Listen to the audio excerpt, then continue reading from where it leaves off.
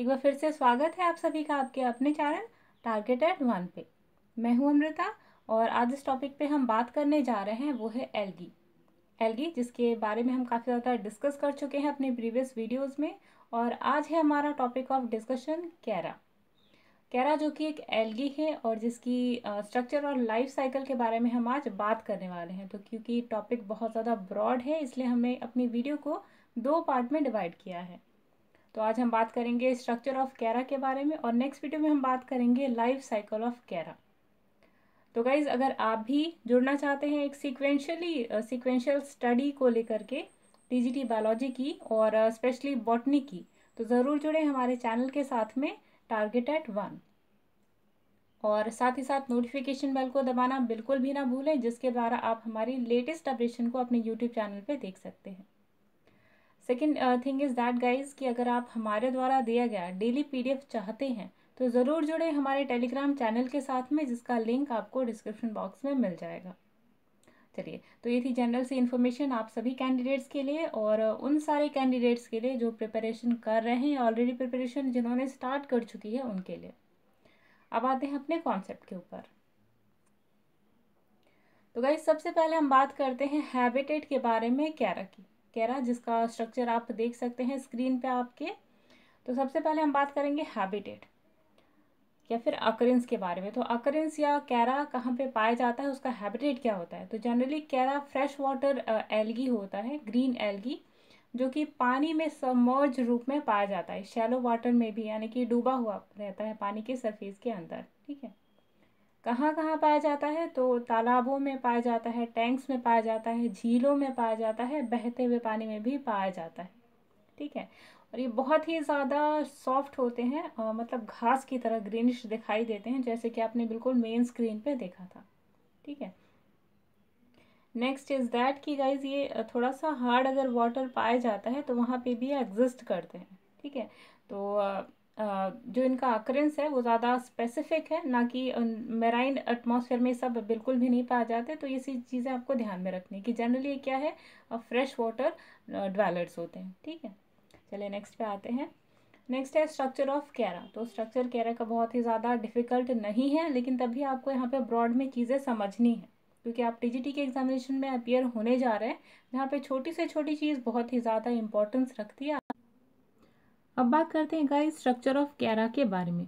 तो कैरा जिसकी average height 20 से 30 सेंटीमीटर के बीच में देखी जाती है, और अगर टॉलेस्ट कैरा की बात करी जाए तो 90 सेंटीमीटर से 1 मीटर के बीच में मैक्सिमम हाइट देखी गई है कैरा की।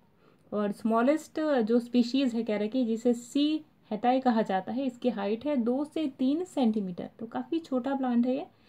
नेक्स्ट थिंग इज गाइस कि इसका जो स्ट्रक्चर होता है, जो अपीयरेंस होती है, ये बिल्कुल इक्विसेटम की तरह दिखती है, इसीलिए इसे एक्वाटिक हॉर्स टेल के नाम से भी जाना जाता है।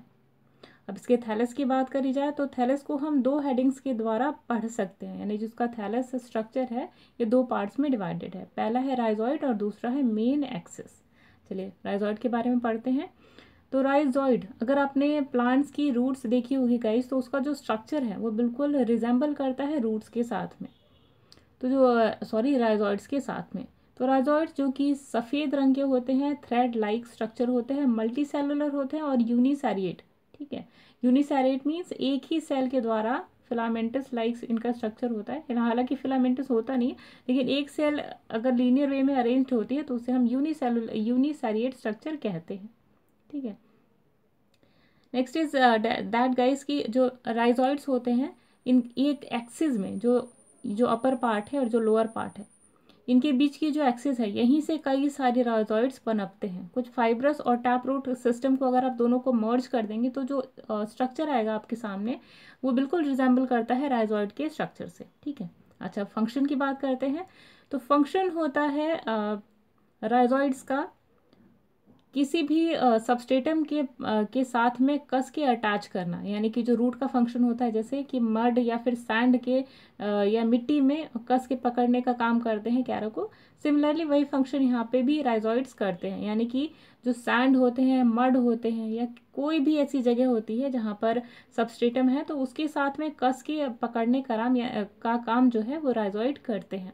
ठीक है, सेकेंड जो फंक्शन होता है एब्जॉर्प्शन ऑफ मिनरल्स, यानी कि जो भी मिनरल्स या वाटर का जो एब्जॉर्प्शन का काम है वो राइजोइड्स परफॉर्म करते हैं। ठीक है, एक और मोस्ट इम्पॉर्टेंट फंक्शन ये है गाइस, ये आपको ध्यान में रखना है कि राइजोइड जो है वो वेजिटेटिव मल्टीप्लिकेशन या फिर वेजिटेटिव रिप्रोडक्शन का भी काम करते हैं प्लांट्स में by the formation of बुलबिल on secondary protonema. ठीक है, तो मोस्ट इम्पॉर्टेंट पॉइंट है और फंक्शन भी है राइजोइड्स का जो आपको ध्यान में रखना है। चलिए नेक्स्ट पे आते हैं। नेक्स्ट बात करते हैं मेन एक्सिस। तो मेन एक्सिस जो है कैरा की वो है इरेक्ट और स्ट्रेट। ठीक है, यानी कि सीधा आपको जनरली दिखाई देगा। ठीक है, और इसका जो स्ट्रक्चर है वो कई सारे पार्ट्स में आपको ब्रांचिंग जो होगी वो दिखाई देगी, यानी ब्रांच स्ट्रक्चर होता है। ठीक है, इरेक्ट होता है, स्ट्रेट होता है। ठीक, अच्छा, इनमें दो टाइप की आपको ब्रांचेस दिखाई देंगी। पहली जो ब्रांच है वो है shoot of limiting growth, limited growth, और दूसरा है शूट ऑफ अनलिमिटेड ग्रोथ। यानी कि एक जो ब्रांच है वो लगातार बढ़ने वाली है और दूसरी ब्रांच है वो एक लिमिटिंग हाइट तक रुक जाती है बढ़ करके। ठीक है, सेकेंड थिंग इज कि ये जो ब्रांच है, ठीक है, इस ब्रांच के ऊपर एक लेयर अगर पाई जाती है, एक शीथ पाई जाती है जिसे हम कॉर्टेक्स के नाम से जानते हैं, तो ये कंडीशन कहलाएगी कॉर्टिकेट।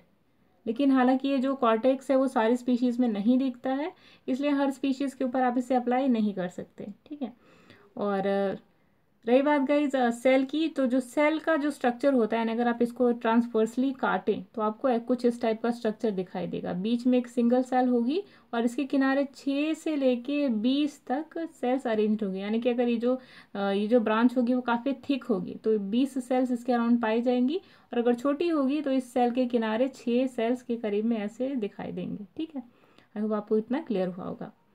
चलिए आगे चलते हैं। अब बात करते हैं ब्रांचेस ऑफ लिमिटेड ग्रोथ की। तो ऐसी ब्रांचेस जो एक हाइट तक बढ़कर रुक जाती हैं वो कहलाती हैं ब्रांचेस ऑफ लिमिटेड ग्रोथ। ठीक है, ये कहाँ से अराइज होती हैं? तो जो नोड्स और इंटर नोड्स होते हैं, तो आपको पहले पता होना चाहिए नोड्स और इंटर नोड्स होते क्या हैं। आपने कभी गन्ने का पौधा देखा होगा, तो गन्ने के बीच में ऐसे गांठें होती हैं, तो ये जो गांठें होती हैं गाइज इन्हें नोड्स कहा जाता है, और इनके बीच की जो स्पेस है उन्हें इंटर नोड्स कहा जाता है। ठीक है, आई होप इतना क्लियर हुआ होगा। तो ये जो नोड्स हैं यहाँ से जो ब्रांचेस निकलती हैं, ठीक है, यहाँ से जो हमने भी बात करी, एक सिंगल सेल के किनारे 20 सेल्स होती है जो अरेंज करके रखती हैं, तो यहीं से ब्रांचेस निकलती हैं, इन्हीं पेरिफेरल सेल से। ठीक है, नेक्स्ट है इन ब्रांचों को हम ब्रांचलेट्स भी कहते हैं, या फिर ब्रांच ऑफ फर्स्ट ऑर्डर, या फिर प्राइमरी, लेटरल और लीव्स भी कहा जाता है। ठीक है, जो टर्म्स है साइड टर्म्स ये भी आपको ध्यान में रखने हैं। ठीक है, नेक्स्ट थिंग इज दैट कि जब ब्रांचेस 5 या 15 जब नोड्स की हो जाती हैं तो बढ़ना बंद कर देती है। मतलब क्या कि ये जैसे ये जो ब्रांच है जो लिमिटेड ग्रोथ की, इसके बीच में 5 या 15 जैसे जैसे नोड्स हो जाते हैं 5 या 15, वैसे ही अपनी हाइट को रोक देती है। इतना इतना फिक्स है। ठीक है, और इनके बेस में से एक कैलिक्स लाइक स्ट्रक्चर, जो फ्लावर्स के नीचे आपने कैलिक्स देखा होगा, ठीक है, सेपल जो हम इसे यूज़ करते हैं टर्म, वैसा ही बिल्कुल स्ट्रक्चर इसके नीचे पाया जाता है जिसे हम स्टिपुलोड्स के नाम से जानते हैं। ठीक है, रिप्रोडक्टिव जो स्ट्रक्चर्स होते हैं ये एंथेरॉइड्स और ओगोनियम, ये सारे यहीं से निकलते हैं इन ब्रांचेस के साइड से, तो ये भी आपको ध्यान रखना है। अगर क्वेश्चन आता है एग्जाम में कि कहाँ से निकलते हैं सेक्सुअल स्ट्रक्चर्स, तो वो निकलते हैं ब्रांचेस ऑफ लिमिटेड ग्रोथ के रूप में। ठीक है, वहाँ से निकलते हैं। नेक्स्ट है ब्रांचेस ऑफ अनलिमिटेड ग्रोथ। तो ये जो ब्रांचेस होती हैं वो लगातार बढ़ती रहती हैं, यानी कि अगर यहाँ से बढ़ी तो फिर यहाँ निकल गई, फिर यहाँ बढ़ गई, फिर यहाँ बढ़ गई, यानी लगातार बढ़ती रहती है, इसलिए इन्हें ब्रांचेस ऑफ अनलिमिटेड ग्रोथ कहा जाता है। ठीक है, तो ये कहाँ से अराइज होती हैं? एक्सिस जहाँ से लिमिटेड ग्रोथ बढ़ना बंद कर देती है वहीं से जो ऑक्सिलरी ब्रांच, वहीं से एक और साइड से यानी लेटरल साइड से ब्रांच अराइज होती है, जिसे ही हम ब्रांच ऑफ अनलिमिटेड ग्रोथ कहते हैं।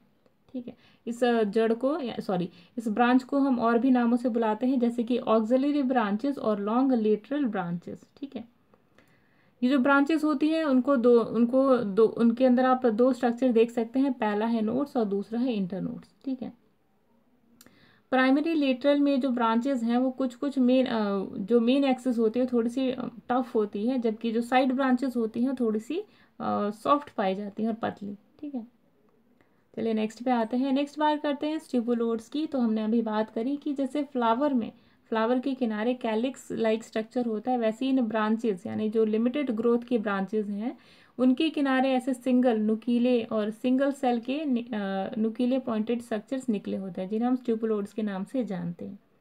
कई सारी स्पीशीज ऐसी होती हैं जिनके पास सिंगल स्टिपुलोइड होते हैं, तो उन्हें या फिर डबल, जिससे जितनी ब्रांचेस होती हैं उतने अगर स्टिपुलोइड्स भी होते हैं तो उन्हें हम कहते हैं, उन्हें क्या कहेंगे हम, हैप्लोस्टिफेनस कंडीशन। और अगर जितनी ब्रांचेस हैं उसकी दुगनी है तो उसे हम डिप्लोस्टिफेनस कंडीशन कहते हैं, जो कि आप यहाँ पे देख रहे हैं। ठीक है, नेक्स्ट है कुछ ऐसी स्पीशीज होती हैं जिनके अंदर स्टिपुलोइड्स नहीं भी पाए जाते, तो ऐसा भी देखा जाता है। ठीक है, चलिए नेक्स्ट पे आते हैं कॉर्टेक्स। तो कॉर्टेक्स मीन्स होता है किसी भी पेड़ की छाल। तो फिलहाल तो ये पेड़ नहीं है, एल्गी है, तो एल्गी के ऊपर भी एक शीथ कवरिंग पाई जाती है, शीथ होती है, जिसे हम कॉर्टेक्स के नाम से जानते हैं। कई सारी स्पीशीज होती हैं, जैसे सी एस्पेरा होता है, इन्फर्मा होता है, इन सभी के इंटरनोडल सेल्स की मेन एक्सिस पे एक शीथ पाई जाती है जिसे कॉर्टेक्स कहते हैं। ठीक है, ऐसी सारी स्पीशीज जिनके ऊपर कॉर्टेक्स पाया जाता है उन्हें कॉर्टिकेटेड स्पीशीज के नाम से जाना जाता है। ठीक है, तो ये भी आपको ध्यान रखना है कि कॉर्टेक्स सभी स्पीशीज के ऊपर नहीं पाया जाता। ठीक है, ये वर्टिकली इलोंगेटेड नैरो सेल्स पाई जाती हैं, लंबी लंबी काफ़ी होती हैं, और इनकी जो लेंथ होती है उसका हाफ जो है वो कॉर्टिकेटिंग फिलामेंट डेवलप कर जाता है। ठीक है, नेक्स्ट है गाइस कि ये जो असेंडिंग और डिसेंडिंग फिलामेंट्स होते हैं, यानी कि कुछ जो इंटरनोड्स के रूप में जो फिलामेंट्स ऐसे होते हैं। ठीक है, इन्हीं के जो बीच का हिस्सा होता है वही इंटरनोड कहलाता है। ठीक है, चलिए नेक्स्ट पे आते हैं। अब बात करते हैं सेल स्ट्रक्चर ऑफ कैरा। तो जो कैरा का जो पूरा थैलस है वो दो ही टाइप के सेल से बना होता है। पहला होता है नोडल सेल और दूसरा होता है इंटरनोडल सेल। नोडल सेल क्या होती है गाइस, तो हमने बात करा था कि ये जो सेक्शन होता है, ये जो गांठें होती हैं, यहीं पर बिल्कुल बीच में एक डेंस सी सेल पाई जाती है। यही सेल जिसका साइटोप्लाज्म थोड़ा सा डेंस होता है, एक सेल इसकी होती है, और कुछ जो होते हैं इसके अंदर इलेप्सॉइडल क्लोरोप्लास्ट पाया जाता है। ठीक है, और सेंट्रल वैक्यूल भी पाया जाता है इन सभी के अंदर। तो ये जो सेल्स होती हैं, ठीक है, ये कहलाती हैं नोडल सेल्स। अच्छा, अब इंटरनोडल सेल्स की बात करते हैं। तो इंटरनोड्स पे जो इलोंगेटेड लंबी लंबी आपको दिखाई दे रही हैं, इन्हें हम इंटरनोडल सेल्स कहते हैं। ठीक है, इनका साइटोप्लाज्म थोड़ा सा थिन होता है। ठीक है, और इनके अंदर का जो साइटोप्लाज्म होता है वो दो पार्ट्स में डिवाइडेड होता है, एक्सोप्लाज्म और एंडोप्लाज्म। जो इंटरनल यानी जो न्यूक्लियस के आसपास जो पाया जाता है उसे, जो साइटोप्लाज्म पाया जाता है उसे हम एंडोप्लाज्म के नाम से जानते हैं। और जो न्यूक्लियस ये जो न्यूक्लियस के पास का जो एरिया है उसे एंडोप्लाज्म कहते हैं, और यहाँ जो बाहर सेल वॉल की तरफ का जो एरिया है उसे हम एक्सोप्लाज्म के नाम से जानते हैं। ठीक है, आई होप इतना क्लियर हुआ होगा आप सभी को। एक चीज़ और गाइस कि ये जो ग्लोब्यूल ये जो नोड्स होते हैं, ठीक है, इनके अंदर जो न्यूक्लियस होता है, यानी जो सेल्स के हमने बात करी, किसको अगर आप ट्रांसवर्सली डाइसेक्ट करेंगे या ट्रांसवर्सली काटेंगे तो इसके बीच को जो सेल होती है, ठीक है, इसके अंदर सिर्फ एक न्यूक्लियस पाया जाता है, लेकिन इन सेलों के अंदर कई सारे न्यूक्लियस पाए जाते हैं। ठीक है, चलिए आगे बढ़ते हैं।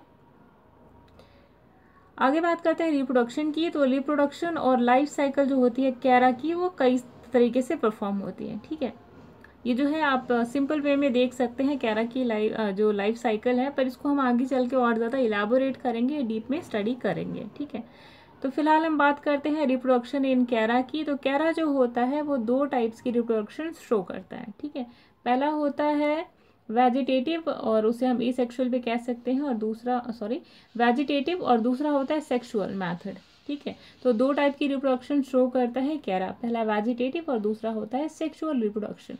यहाँ पे ए सेक्सुअल रिप्रोडक्शन टोटली एब्सेंट होती है। यही क्वेश्चन आपको एग्जाम में भी देखने को मिल सकता है कि कैरा में ए सेक्सुअल रिप्रोडक्शन होती है या नहीं, है किस मीन्स होती है। तो वहाँ पे अगर ऑप्शन आपको मिलेगा कि यहाँ पे एब्सेंट होता है तो वहाँ पे आपको टिक करना है। ठीक है, ये छोटी छोटी चीज़ें हैं गाइस, ये बहुत इंपॉर्टेंट होती है जिन्हें आपको ध्यान में देना है। तो वेजिटेटिव रिप्रोडक्शन जो होती है कैरा में, वो कई सारे तरीके से होती है। पहला जो होता है बुलबिल होता है। बुलबिल क्या होता है, एक स्फेरिकल और ओवल ट्यूब लाइक स्ट्रक्चर होता है जो कि आगे चल के राइजोइड्स में कन्वर्ट हो जाता है, या राइजोइड्स के पास से कन्वर्ट होता है। ये आपका राइजोइड है।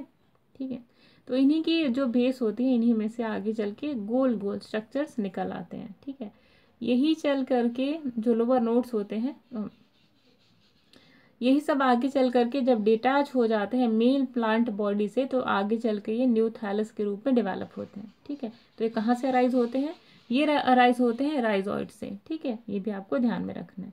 अगला है अमाइलम स्टार्स। तो कुछ ऐसी स्पीसीज हैं जैसे कि कैरा स्टेलिग्ना और कुछ अलग जो स्पीशीज होती हैं। ठीक है, तो इन सभी के अंदर लोअर नोड्स की जो मेन एक्सिस होती है वहाँ पे multi cellular star shaped cells बन जाती हैं। ठीक, और यही सेल्स आगे चल के एक एमाइलम स्टार्च जिनके अंदर काफ़ी डेंस रूप में प्रेजेंट होता है, यही एमाइलम जो स्टार्च होते हैं। ठीक, कंफ्यूज नहीं करना है आपको। एमाइलम स्टार्च वो स्ट्रक्चर होता है एमाइलम स्टार, और एमाइलम स्टार्च जो होता है उसके अंदर साइटोप्लाज्म के अंदर पाया जाता है, जो कि विस्कस बनाता है साइटोप्लाज्म की कंसिस्टेंसी को। ठीक है, तो एमाइलम स्टार्च जो है वो डिटैच नहीं होते हैं, सॉरी डिटैच हो जाते हैं कैरा की पूरे थैलस से जब वो फुल्ली मैच्योर्ड हो जाते हैं। ठीक है, और आगे चल के नेक्स्ट थैलस के रूप में डेवलप होते हैं कुछ इस प्रकार से। ये आपका ब्रांच है कैरा का, इसके बगल में एमाइलम स्टार बनते हैं कुछ इस टाइप के, जो आप यहाँ पे देख सकते हैं। ठीक, आप देख सकते हैं इसको, ये क्लियरली विजिबल है। ठीक है, तो ये जो एमाइलम स्टार्स है यहीं चल के आगे चल के एक थैलस के रूप में डेवलप हो जाते हैं। ठीक है, आई होप इतना क्लियर हुआ होगा। चलिए नेक्स्ट पे आते हैं। नेक्स्ट है भाई अमॉर्फस बुलबुल। तो अमॉर्फस बुलबुल के द्वारा भी यहाँ पे वेजिटेटिव रिप्रोडक्शन होती है। तो अमॉर्फस बुलबुल क्या होते हैं? ग्रुप्स होते हैं कई सारी सेल्स की, जो कि अलग अलग साइजेस की होती हैं। ठीक है, तो जो नोड्स होते हैं, नोड्स की मेन एक्सिस पे कुछ इस टाइप का स्ट्रक्चर नज़र आता है। ठीक है, और ये स्ट्रक्चर बिल्कुल भी स्फेरिकल नहीं होता, अमॉर्फस स्ट्रक्चर होता है। और जो स्ट्रक्चर होता है आगे चल करके जब प्लांट खत्म हो जाता है, यानी जो जो कैरा की जो बॉडी है वो किसी कारण, जैसे कि कैरा किसी ऐसी कंडीशन में डेवलप कर रहा है जहाँ पे बहुत ज़्यादा मॉइस्चर है, पानी है फ्रेश वाटर में, और जब ये पानी सूख जाता है तब ये जो है अमॉर्फस बुलबुल, ये वहीं पे एज इट इज़ रहता है। और जैसे ही फेवरेबल कंडीशन आती है, यानी बारिशें होती हैं, तो बुलबुल आगे चल करके न्यू कैरा के रूप में डेवलप कर जाता है। ठीक है, लास्ट है वेजिटेटिव रिप्रोडक्शन का सेकेंडरी प्रोटोनिमा। तो सेकेंडरी प्रोटोनिमा क्या होता है? ये एक ट्यूब्यूलर और फिलामेंटस स्ट्रक्चर होता है, जो कि आगे चल करके प्राइमरी प्रोटोनिमा और बेसल सेल्स के रूप में डेवलप होता है राइजोइड के। ठीक है, और यही सेकेंडरी प्रोटोनिमा प्राइमरी प्रोटोनिमा के रूप में कैरा की स्पीशीज़ को जन्म दे, या कैरा के प्लांट के रूप में डेवलप होता है। ठीक है, तो सेकेंडरी प्रोटोनिमा कहाँ से? ये जो आपकी राइजोइड्स का स्ट्रक्चर है। ठीक है, यहाँ पे कुछ इस टाइप की बीच बीच में फिलामेंट्स डेवलप हो जाते हैं, और यही जो फिलामेंट्स है राइजोइड्स की, यानी कि आप कह सकते हैं रूट, राइजोइड क्या है? रूट्स है कैरा की। तो यहीं से आगे चल करके फिलामेंटस लाइक स्ट्रक्चर डेवलप होते हैं, और यहीं से सेकेंडरी प्रोटोनिमा स्ट्रक्चर डेवलप होता है। पहले प्राइमरी होता है, फिर प्राइमरी से चल के सेकेंडरी होता है, और यही जब डिटैच हो जाता है मेन प्लांट बॉडी से, तो मैच्योर्ड कैरा के रूप में आगे चल के डेवलप होता है। ठीक है, चलिए अब आते हैं सेक्सुअल रिप्रोडक्शन इन कैरा में। तो कैरा का जो सेक्सुअल रिप्रोडक्शन है वो काफ़ी एडवांस होता है, ऊगैमस टाइप होता है। ठीक है, और सेक्स ऑर्गन्स जो होते हैं वो मैक्रोस्कोपिक होते हैं, और जो इनके ऑर्गेनाइजेशन होते हैं काफ़ी कॉम्प्लेक्स होती है। तो मेल सेक्स ऑर्गन जो होता है कैरा में, उसे एंथ्रीडियम के नाम से जाना जाता है और ग्लोब्यूल के नाम से जाना जाता है, जबकि फीमेल सेक्स ऑर्गन जो होता है कैरा में, उसे ऊगोनियम या फिर नोक्यूल के रूप में जाना जाता है। अगर मेल है तो ग्लोब्यूल और फीमेल है तो नोक्यूल। ठीक है, तो कई सारी कैरा की स्पीशीज जो होती हैं होमोथैलिक होती हैं, मतलब मेल और फीमेल जो सेक्स ऑर्गन होता है वो सेम थैलस में होता है। लेकिन कुछ ऐसे स्पीशीज होती हैं कैरा की जो हेट्रोथैलिक होती हैं, यानी कि मेल और female sex organ different plant body में एग्जिस्ट करता है। ठीक, तो सेक्स ऑर्गन डेवलप कहाँ होता है, ये भी आपको ध्यान देना है कि जो ब्रांचेस थी लिमिटेड ग्रोथ की, यानी कि जो मेन एक्सिस है, ठीक, यहाँ से जो लिमिटेड ग्रोथ की ब्रांचेस डेवलप होती है, इन्हीं के नीचे से ही बिल्कुल सेक्स ऑर्गन्स डेवलप होते हैं। ठीक है, जिन्हें ग्लोब्यूल कहा जाता है। चलिए आगे चलते हैं। ये है गाइस स्ट्रक्चर, स्क्रीन पे आप देख सकते हैं, ये जो आपको दिखाई दे रहा है स्ट्रक्चर बिल्कुल, ठीक है, ये होता है मेल सेक्स ऑर्गन, और ये आप जो देख रहे हैं ये है मेल सेक्स ऑर्गन। ठीक है, और ये है फीमेल। ठीक, तो इसे आपको ध्यान में